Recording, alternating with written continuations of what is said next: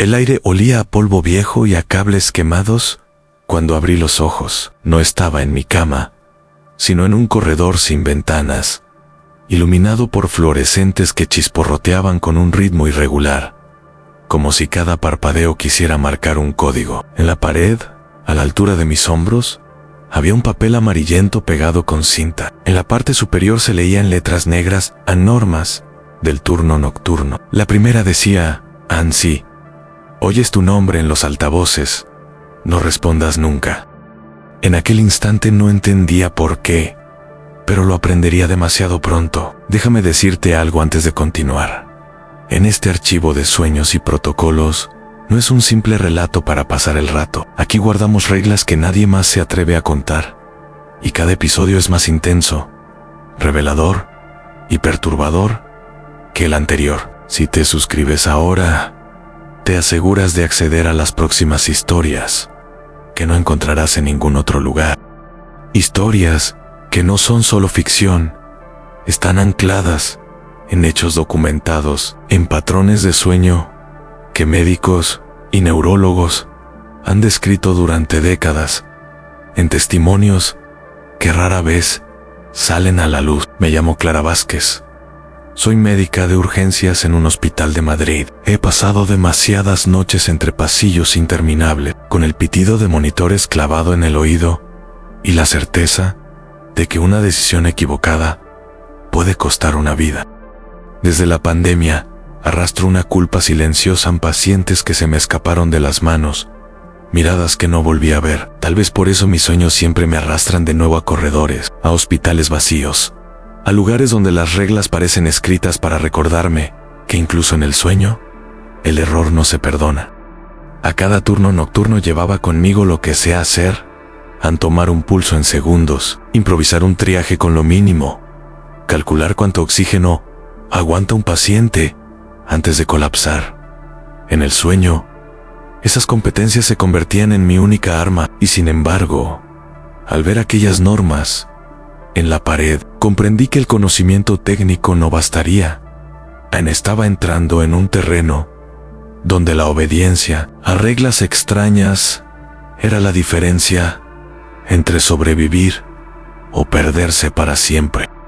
Antes de seguir, quiero saber algo de ti. Deja abajo en los comentarios desde qué ciudad y país estás escuchando esto. Lo lier todo, 1 a 1, porque este archivo no es mío, es nuestro. Y cada punto en el mapa, cada voz que se une, fortalece este lugar donde reunimos las normas que nadie quiere recordar. Me acerqué al papel pegado en la pared. La tinta estaba corrida en algunos bordes, como si la humedad de años lo hubiera desdibujado, pero las letras centrales seguían firmes, casi recientes.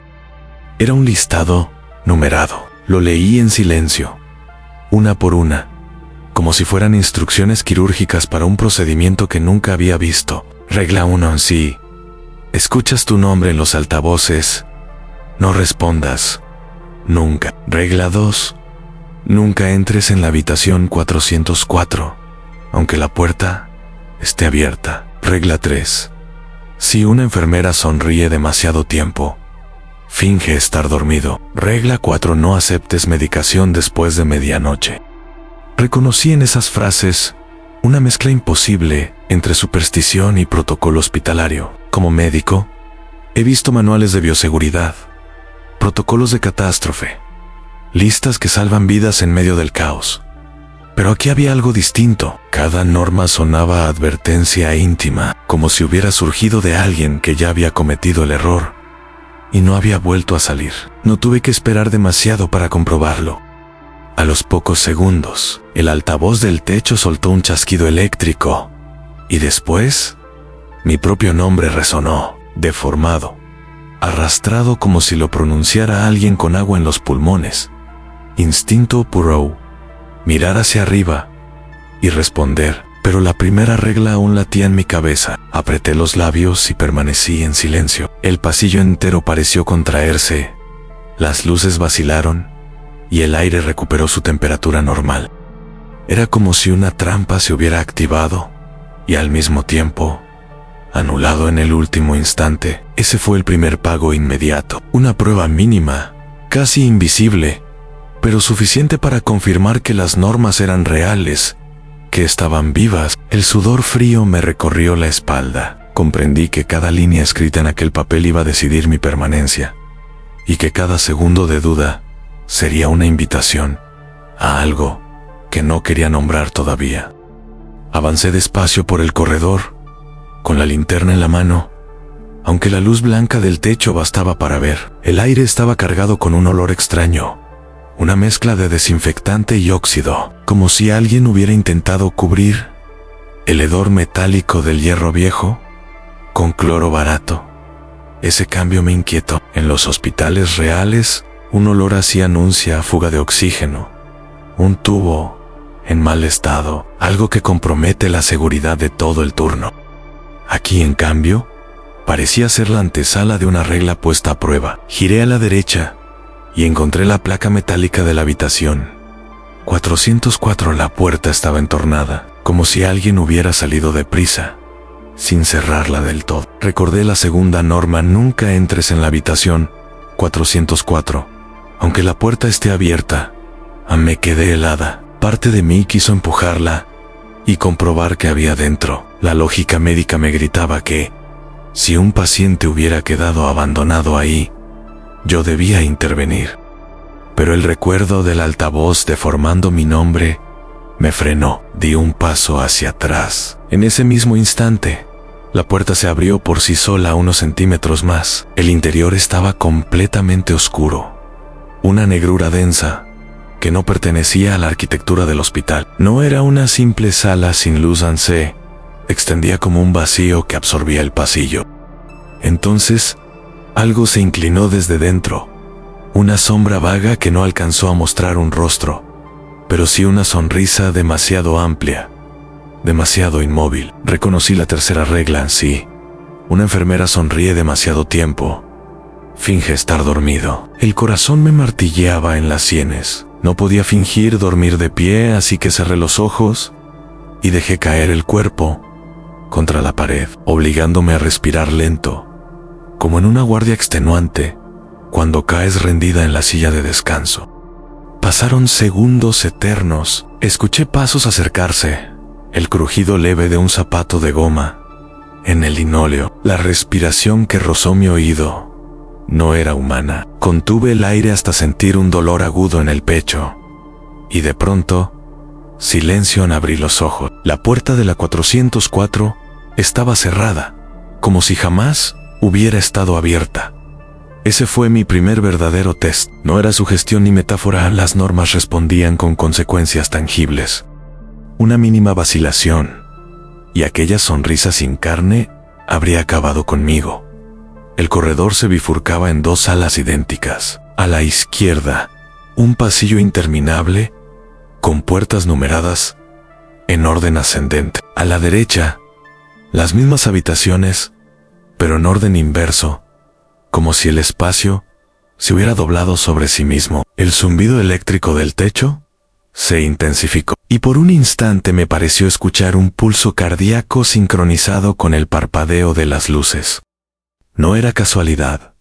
A los sueños hospitalarios siempre terminan convirtiendo la arquitectura en un organismo. En el extremo del ala derecha encontré otro papel, más reciente, con tinta aún húmeda. Nuevas instrucciones habían sido añadidas, ampliando la lista inicial. Regla 5. Si el reloj central se detiene, huye por el túnel más oscuro. Regla 6. Nunca uses la taquilla. Número 12. La quinta me desconcertó. Un hospital no debería tener un reloj central como una estación de tren. Y sin embargo, al volver la mirada al final del corredor, lo vi en un reloj de pared inmenso, anclado sobre las puertas dobles de urgencias, marcando las 3:17, exactamente la hora que, en la realidad, coincide con el pico más frecuente de muertes hospitalarias. Según estudios de ritmos circadianos, la precisión del sueño me erizó la piel. Decidí probar la consistencia de aquel sistema. Abrí la taquilla número 11. vacía. Después la 13, también vacía.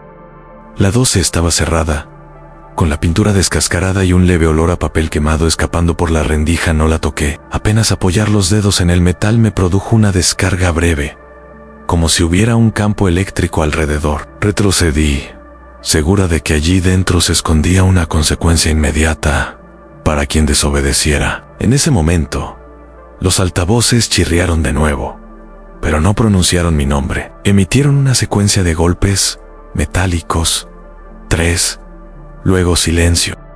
Reconocí el patrón, el mismo que escuchamos en urgencias, cuando un paciente entra en paro y el carro de reanimación se desplaza a toda prisa. Aquí no había nadie que empujara ese carro, y sin embargo, las ruedas invisibles cruzaron el pasillo frente a mí, dejando huellas húmedas en el suelo. Comprendí que el hospital onírico no era un escenario muerto, sino un dispositivo en marcha, diseñado para poner a prueba cada regla. Una máquina donde cada cruce de señales obligaba a elegir qué obedecer, como si el tiempo real y el sueño estuvieran jugando a confundirse. El silencio del pasillo se quebró con un sonido seco en golpes en una puerta metálica.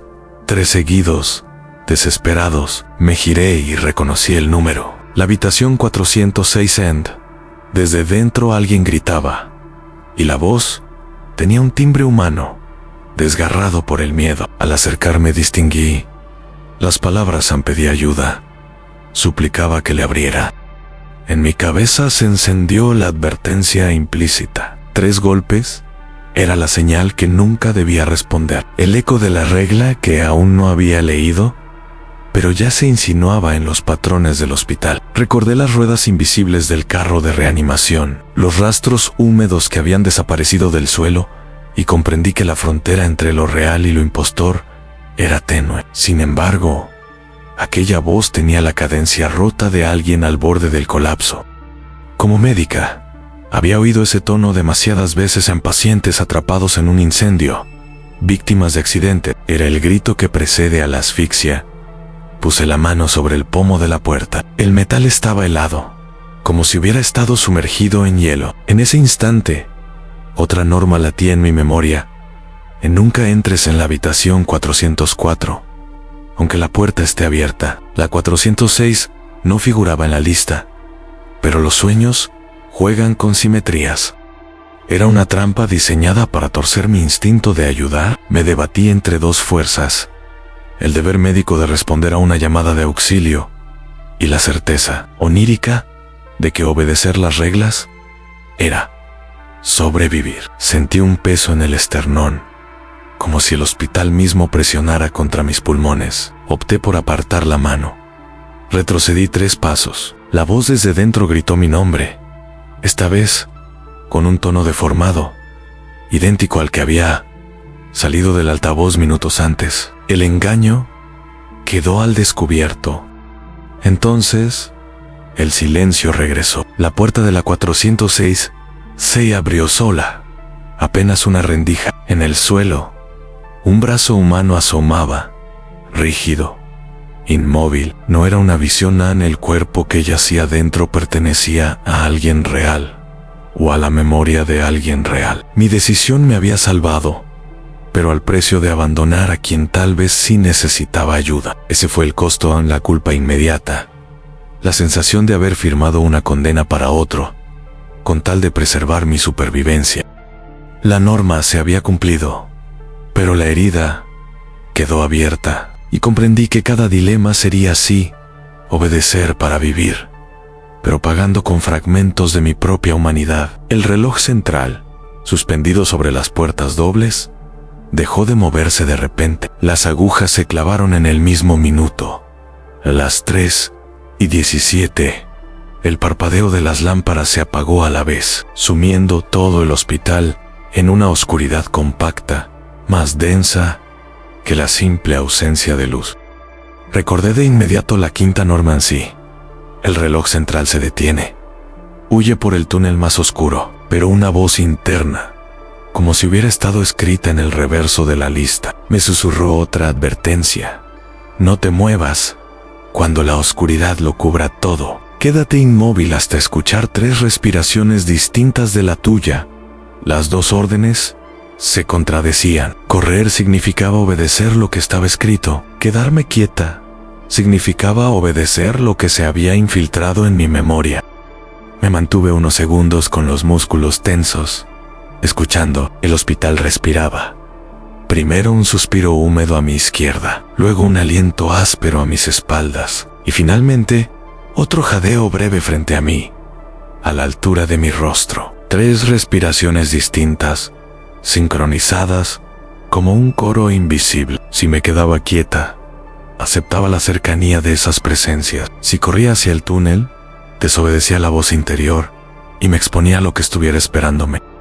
Sentí la presión de ambas decisiones hundirme en el pecho. La lógica médica me decía que los 3 alientos eran alucinaciones auditivas comunes en estados de privación de sueño, documentadas en manuales de neurología. Pero la lógica no servía en este lugar. Opté por romper la parálisis y avanzar a tientas hacia el túnel más oscuro. Al fondo del ala izquierda, el aire se volvió más espeso, cargado de azufre, como si cada paso abriera una grieta en la realidad. Las 3 respiraciones me siguieron, más cerca, hasta que una mano invisible rozó mi hombro. No corrí más deprisa. Lo hice al ritmo exacto de un corredor de urgencias que empuja un desfibrilador hasta llegar al box. La disciplina salvó mis piernas. Cuando alcancé el umbral del túnel, las luces parpadearon de nuevo y el reloj reanudó su marcha. Las presencias se desvanecieron, pero al mirar mi brazo izquierdo, vi una marca, una línea negra como Chintao Kirugshikao, que no había estado antes. Una prueba de que las 3 respiraciones me habían rozado, de que quedarme inmóvil también habría sido válido. Ambas reglas exigían obediencia. Elegir una significaba pagar con cicatrices que no desaparecerían. El túnel me condujo a un ala más estrecha, donde las paredes estaban cubiertas de azulejos blancos agrietados. Allí el aire cambió de nuevo. Un olor a hierro oxidado impregnaba cada respiración, idéntico al que queda en las manos tras sostener instrumentos quirúrgicos demasiado tiempo. Esa pista sensorial fue la primera advertencia. Algo estaba más cerca de lo que podía ver. Me detuve en medio del pasillo, cuando el silencio se quebró con un sonido leve, insistente, pasos descalzos sobre el suelo húmedo. Avanzaban detrás de mí, aunque cada vez que giraba la linterna, no encontraba a nadie. El eco era preciso, con la cadencia de una marcha hospitalaria, como cuando un celador empuja una camilla. No era ruido disperso, sino un acompañamiento medido, que coincidía con mis propios latidos. La luz de mi linterna parpadeó de golpe. El haz se deformó en un cono estrecho, y dentro de esa penumbra vi sombras que no correspondían a mi cuerpo. Una figura alta, sin rostro, permanecía estática junto a la pared, como si hubiera estado esperando que lo viera. No se movió, pero su silueta se extendía más allá del ángulo de la luz, contradiciendo la geometría de aquel pasillo. Recordé otra advertencia que aún no había aparecido en la lista escrita, pero que ya flotaba en mi memoria. No hables nunca con nadie en el pasillo, aunque pronuncien tu nombre. Y entonces ocurrió. La figura me susurró al oído, con voz baja, demasiado baja para ser física en clara. Fue el mismo tono de los altavoces distorsionado, pero ahora con un matiz cálido, casi cercano, como si conociera mi historia. Sentí un impulso de contestar, de preguntar quién estaba ahí. Me mordí la lengua hasta saborear sangre metálica, para no romper la norma. El susurro se repitió, insistente, esta vez acompañado por un roce frío en mi muñeca, justo donde aún llevaba la marca oscura de las 3 respiraciones. La conexión entre las pruebas anteriores y esta aparición era clara. Cada transgresión dejaba huella, y esas huellas atraían presencias nuevas. Seguí caminando sin responder, con la linterna oscilando en mi mano temblorosa. La figura permaneció detrás, pero sus pasos me siguieron hasta el final del pasillo. Era la confirmación definitiva de que las reglas no eran advertencias aisladas. Formaban un sistema vivo que convocaba entidades invisibles cada vez que vacilaba, y aunque aún estaba en pie, entendí que mi resistencia no dependía de mis conocimientos médicos, sino de la precisión con la que aceptara un manual escrito por alguien que había estado atrapado antes que yo. Llegué a un vestíbulo amplio, donde las sillas metálicas estaban alineadas como en una sala de esperas impacientes. Allí, bajo la lámpara central, había un niño sentado, con la bata demasiado grande para su cuerpo y un gotero vacío colgando de un soporte oxidado. Levantó la cabeza al verme y pronunció mi nombre con una claridad que ninguna entidad había mostrado hasta ahora. Era una voz limpia, sin distorsión, con la fragilidad de alguien que realmente necesitaba ayuda. Me acerqué y noté un detalle que me desgarró. Llevaba una pulsera hospitalaria idéntica a las que utilizamos en urgencias reales. Estaba escrita a mano con tinta azul, y en el espacio del nombre figuraba algo imposible en Clara Vázquez, el mismo que el mío. Aún comprendí en un instante el núcleo del dilema. Si obedecía la regla de no aceptar medicación ni intervenir después de medianoche, debía ignorarlo. Pero si lo atendía, estaba rompiendo la norma y exponiéndome a una consecuencia que hasta entonces solo había rozado. El niño extendió la mano hacia mí. En su palma había una pastilla blanca, perfectamente redonda, sin marca. El gesto era claro. Quería que la tomara o que se la diera de vuelta. El peso moral fue insoportable. Como médica, sé lo que significa abandonar a alguien con un suero vacío. Es condenarlo a la hipoxia, a la parada inminente. Como sobreviviente de estas reglas, sabía también que el acto de aceptar ese fármaco era abrir una puerta que nadie había cerrado antes. Me arrodillé frente a él y sentí que el tiempo se dilataba. El reloj central en el vestíbulo marcaba 1 minuto detenido, como si esperara mi decisión. Cerré los ojos y apoyé mi mano sobre la suya, pero no tomé la pastilla. La empujé suavemente hacia atrás. El niño me miró con una tristeza insondable, y en el mismo segundo comenzó a desvanecerse. No gritó, ni lloró, simplemente se deshizo en partículas grises, como ceniza dispersa por un ventilador. El vacío que dejó no fue silencioso. Un murmullo se alzó desde todos los rincones del hospital, como voces susurrando al unísono. Sabían lo que había hecho. Había sobrevivido otra vez, pero a costa de dejar que una parte de mí desapareciera en ese banco metálico. El dilema no solo me robó la paz en mí, robó la certeza de que seguir viva era equivalente a seguir siendo humana. Caminé de nuevo hacia el pasillo principal, convencida de que cada decisión dejaba cicatrices invisibles que el propio hospital acumulaba. Los fluorescentes parpadearon en secuencia 1, 3 o 4, hasta formar un camino de luz que conducía a la zona de quirófanos. No era una casualidad, era una llamada, y comprendí que la arquitectura se estaba transformando en un protocolo vivo, empujándome hacia un desenlace inevitable. En el suelo reconocí un símbolo que ya había visto antes: huellas húmedas, idénticas a las del carro invisible, pero repetidas en un bucle imposible. Aparecían en círculo, como si alguien hubiera empujado la camilla alrededor de sí mismo durante horas. Ese patrón me recordó un dato que había leído años atrás en un manual de emergencia SAN. Cuando un paciente entra en paro y no se logra revertirlo, los movimientos de reanimación acaban siendo mecánicos, repetidos hasta la extenuación, como si la rutina sustituyera la esperanza. El aire se volvió más pesado, impregnado de un olor dulzón, parecido al incienso de las capillas hospitalarias, pero mezclado con un regusto metálico que quemaba la garganta. Ese contraste sensorial fue la confirmación AN. La frontera entre lo clínico y lo ritual se había roto. Aquí las reglas ya no eran simples advertencias, sino liturgia, y cada paso que daba equivalía a participar en un rito que desconocía. Me detuve frente a las puertas dobles del quirófano central. Estaban cerradas, pero un resplandor rojo se filtraba por la rendija, palpitando al mismo ritmo que mi pulso. Y en la parte superior alguien había escrito: con tinta fresca, una nueva instrucción que no aparecía en la lista inicial. Ansí, ¿llegas hasta aquí? Recuerda que no eres la primera en leer estas normas.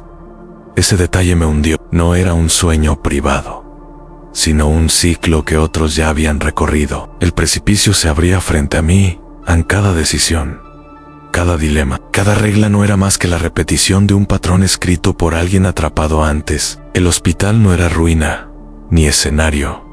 Era archivo. Y en ese archivo mi nombre ya estaba registrado. Empujé las puertas del quirófano. Un golpe de aire helado me recibió, cargado con el olor penetrante del desinfectante, mezclado con un rastro de papel quemado. Dentro, la sala no tenía el orden quirúrgico que conocía.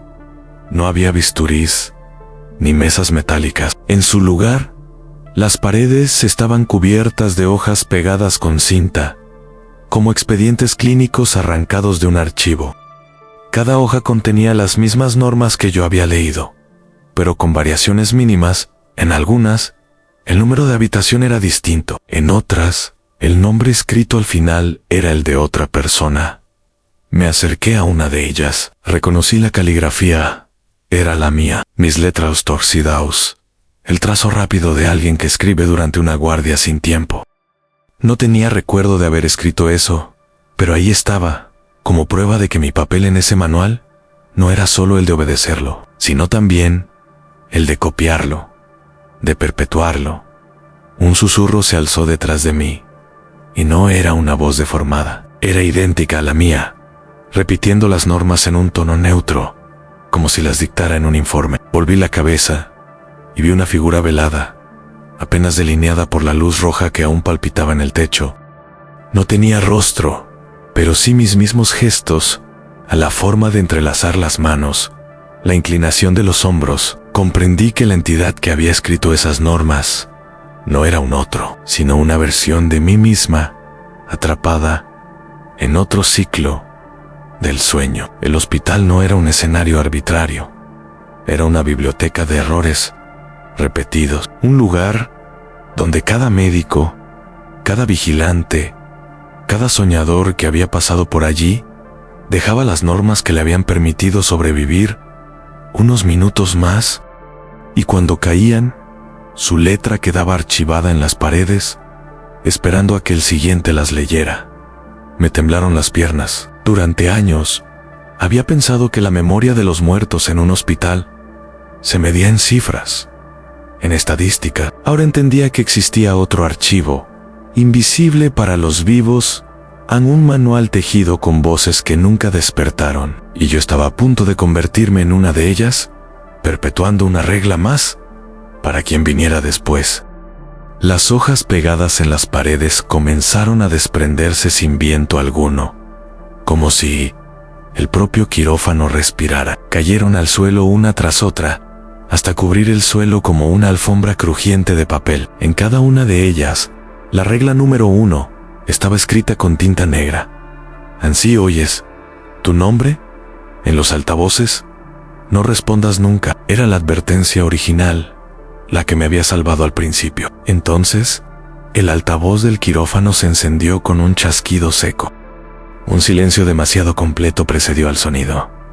Y después, escuché mi nombre, no deformado, no arrastrado, pronunciado con mi propia voz, exacta, nítida, como si hablara dentro de mi cráneo.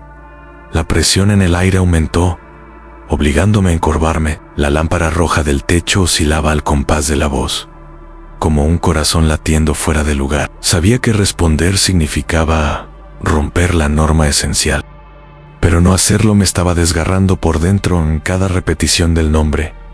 Clavaba una punzada en el pecho, como un desfibrilador activado sin contacto. El hospital no me estaba dando opción. O respondía, o mi cuerpo colapsaría. Allí mismo, me llevé la mano a la garganta, incapaz de contener más el aire. Sentí como los pulmones se contraían, igual que un paciente en broncoespasmo severo, y la memoria clínica me dijo que no resistiría más de unos segundos.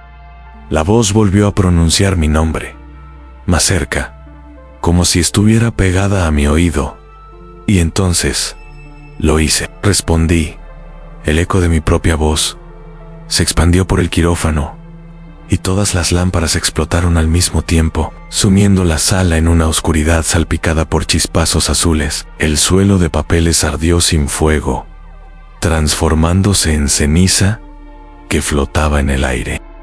Y la figura velada que me había acompañado desde el pasillo se adelantó, ahora completa, con mi mismo rostro, mi misma bata, mis mismos gestos. La colisión había ocurrido, yo misma era la entidad que había intentado advertirme. Romper la regla no me destruyó, me reveló. El manual no era una guía externa, era un diálogo con la parte de mí que ya había caído antes en el mismo ciclo. Y responder a mi nombre era aceptar que la voz que me llamaba siempre había sido mía.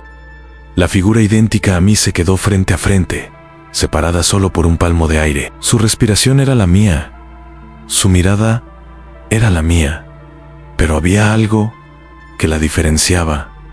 Estaba hueca por dentro, como si todo gesto fuera una repetición mecánica, sin voluntad. Extendió la mano hacia mi pecho y la atravesó sin resistencia, como si mi cuerpo no fuera más que un molde frágil. Sentí un frío interno, una descarga que recorrió los pulmones y me dejó sin aliento.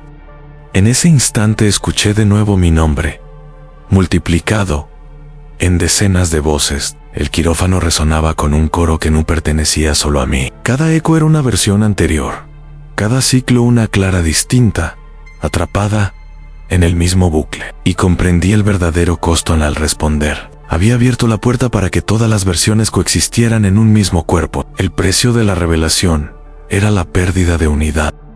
Me desplomé contra el suelo, incapaz de distinguir si el aire que inhalaba era mío o prestado. El brazo izquierdo, donde aún llevaba la marca oscura de las 3 respiraciones, se volvió insensible, como si no me perteneciera. Intenté mover los dedos y no respondieron. Era la prueba de que la consecuencia no era abstracta.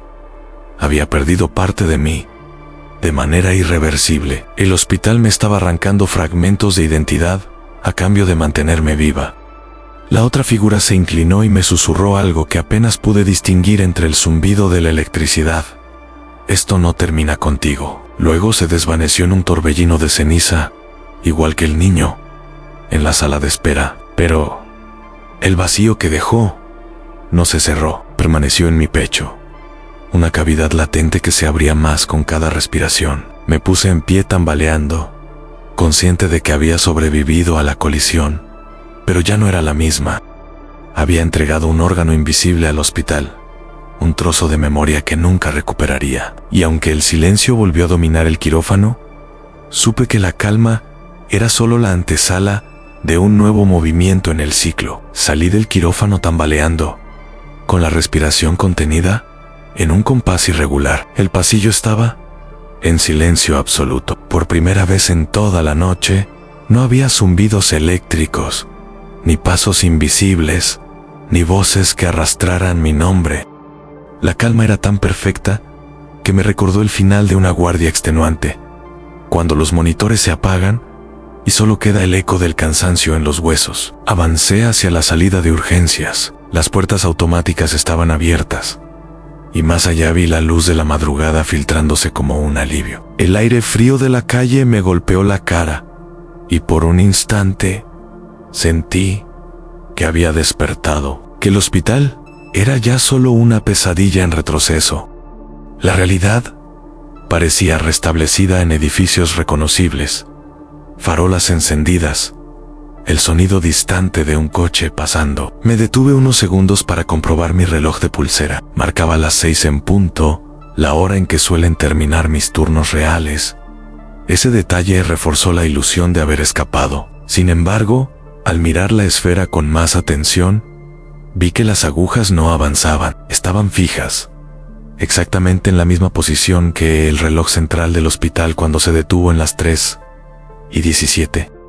El alivio se quebró al instante. Me giré hacia las puertas automáticas. Ya no daban a la calle, sino de nuevo al pasillo de azulejos, interminable, iluminado por fluorescentes que chisporroteaban. El olor a hierro oxidado regresó como un golpe en la garganta. Comprendí que el hospital no se quedaba atrás, sino que me seguía, que la frontera entre afuera y adentro era una ilusión más. Mis piernas cedieron y me apoyé contra la pared. El epílogo que había imaginado como una salida era, en realidad, otra repetición, y lo más perturbador era la certeza de que alguien, en otro tiempo, ya había escrito esa misma escena en un manual que ahora me correspondía continuar. Me aferré al marco de la puerta, esperando que al menos un detalle confirmara que estaba despierta, pero en el suelo, justo a mis pies, había un sobre blanco, doblado con precisión quirúrgica. Lo recogí con manos temblorosas. Dentro había una sola hoja, escrita con tinta roja. El encabezado era idéntico al de las normas iniciales en reglas del turno nocturno. Solo había una línea nueva, añadida al final de todas las demás. Ansí, has llegado hasta aquí. Escribe tu propio nombre en la lista y deja el manual para el siguiente. La hoja estaba en blanco debajo de la instrucción, esperando mi firma. Entendí al instante lo que implicaban aceptar que el ciclo no terminaría conmigo, que yo debía perpetuarlo. El eco de mi propia voz, repitiendo mi nombre en el quirófano, resonó en mi memoria. La tinta del bolígrafo apareció en mi mano, como si siempre hubiera estado ahí. El silencio del hospital se tensó, expectante. Sentí que, si no firmaba, el pasillo se cerraría sobre mí para siempre. Waisilo Hashia, otra Clara, en otro tiempo, encontraría esa misma nota y leería mi nombre junto a los de los anteriores. Esa fue la última fractura. Comprender que la supervivencia individual no era más que un eslabón en una cadena interminable. No voy a decir si firmé o no. Lo único que puedo asegurar es que, desde ese momento, cada vez que despierto después de un turno, reviso las paredes de mi habitación para comprobar si las normas han seguido allí, porque hay un detalle que nadie quiere admitir. El hospital no desaparece cuando abres los ojos. ¿Qué habrías hecho tú en mi lugar? ¿Firmarías tu nombre para sobrevivir un día más, aunque eso signifique condenar a otro a repetir el ciclo? Déjame tu respuesta en los comentarios. Quiero leer de qué ciudad y país me escuchas esta noche. Cada palabra tuya forma parte de este archivo que estamos construyendo juntos. Y recuerda, este canal es un archivo vivo de sueños imposibles. Si te suscribes, te unes a quienes deciden no olvidar las reglas. Lo de hoy fue solo una parte. Las próximas normas ya están escritas, y pronto alguien las leerá.